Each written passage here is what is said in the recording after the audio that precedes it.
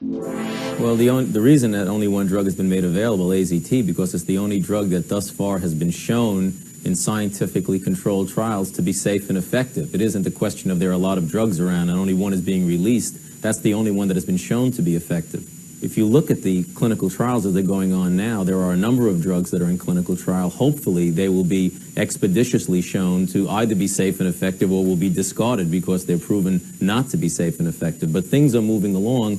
It's understandable how there's always the perception that things are going slow, and I think that just reflects the very difficult nature of the disease and the emotional charged nature of it. Because it's been surrounded from day one with so much emotion, very few people are capable of looking at AIDS logically.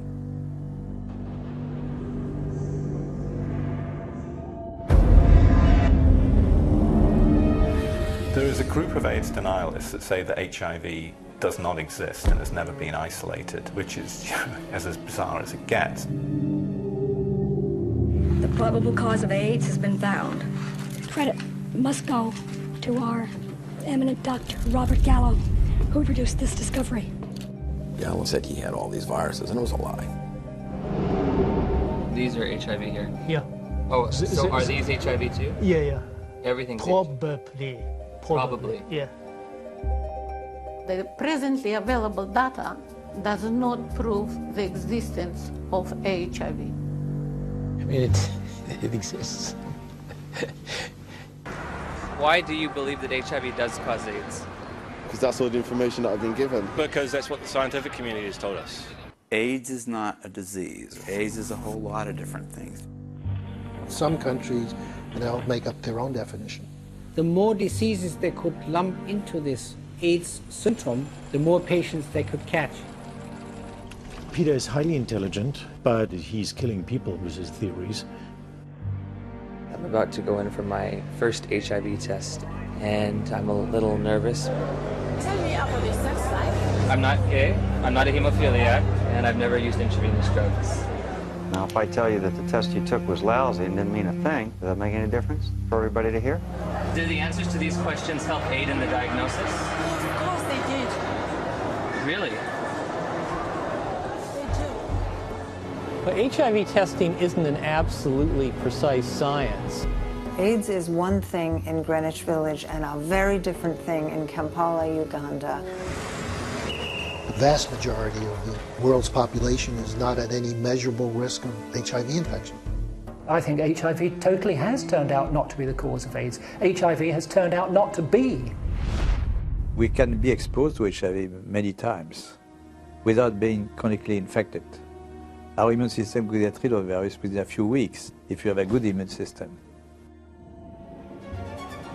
Some people are very fortunate that they don't have these side effects. They're fine autoimmune. So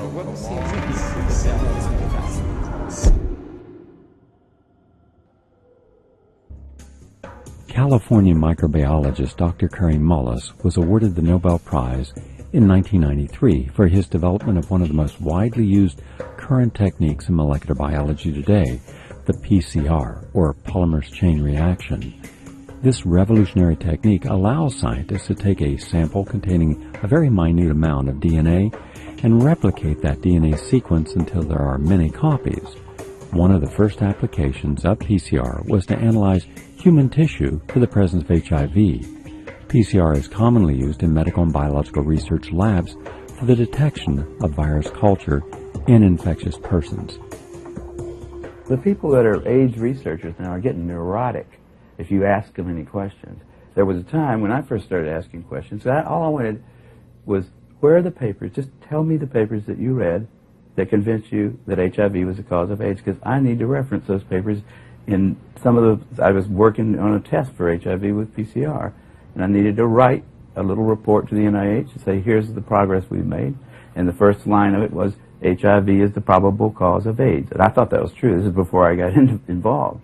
And I said, what's the reference for that quote? And I looked for it for about 2 or 3 years, and I never could find it. And by the end of 2 years, I'd ask everybody at every meeting that I'd gone to that talked about AIDS, I'd ask, I'd look through every computer database. There is no reference. There is nobody who should get credit for that statement. And that's a pretty weird situation in science, where getting credit for a discovery is the most important thing in your life as a scientist. It's silly to hear people saying, you don't believe that HIV causes AIDS? You don't believe that? I mean, it's just a word, but it's a very, very important distinction. I think that you know, that's why it has become a very emotional kind of thing, because people actually, they get personally committed to what really is a body of evidence that can be analyzed, you know, by lots of people, and at this point there's so much of it out there, nobody can really analyze it, all of it, but nobody can write a review of it that says HIV causes AIDS because of this. You know, if a postdoc were to write a review of the literature that showed without much doubt that HIV was the cause of AIDS, that guy would be famous. Now there's 100,000 guys out there who have the opportunity. Just 10 years has passed. We've been waiting for this star postdoctoral fellow to distinguish himself forever and get a lifelong grant from Tony Fauci, but he hasn't shown up. No one has bothered to write a definitive review. Any journal would take it. That right there proves that HIV does not cause AIDS. Just because Bob Gallo gets up, takes his sunglasses off and says, gentlemen, we discovered the cause of AIDS. That's all we have. New York Times article, CDC report, that's all we have. That's not enough. That's not enough to you know, that is not sufficient to like publish even a meager little scientific paper somewhere.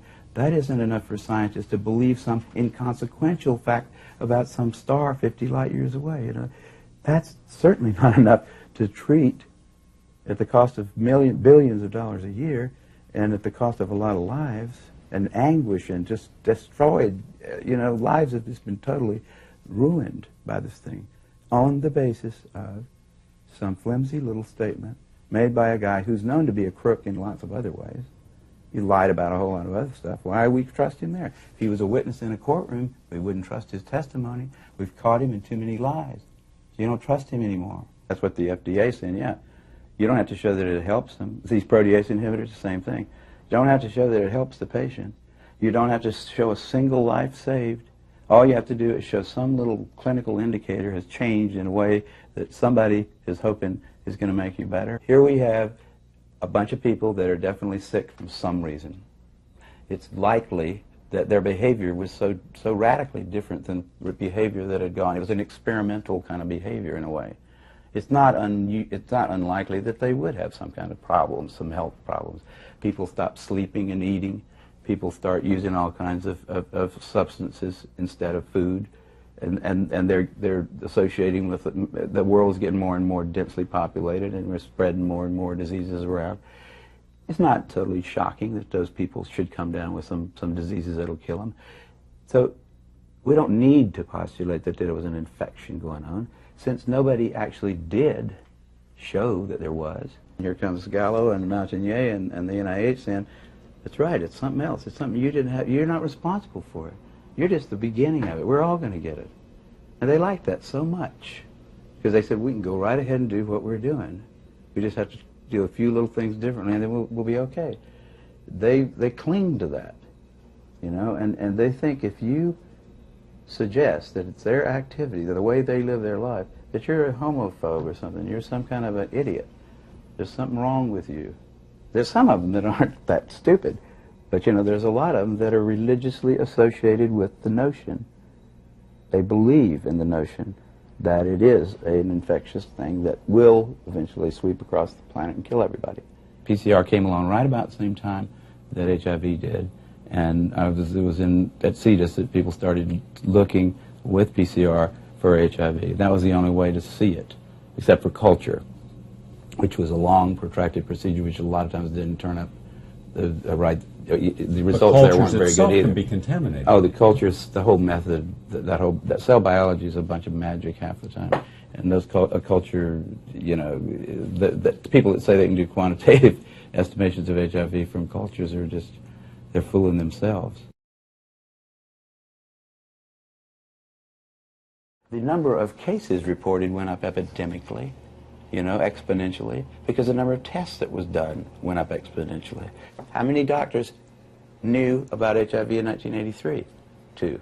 How many knew about it in 1985? Say 500. How many knew about it in 1986? 40,000. So that's where the curve came from. How much money did we make off of HIV this year? And they could have plotted that, and it would have looked the same. You know, and they could have said it's an epidemic because we're making more and more money off of it every year. If it's just caused by needles, or it's just caused by homosexual activities, you're not going to really get a long, sustained public outcry against it, and nobody's going to want to spend $6 billion a year. They're going to say, well, we really didn't like those people anyhow. Great. I can't think of a better solution to the homosexual problem than a disease that'll kill them all. I mean, there would be congressmen that would talk about that quietly, not on television.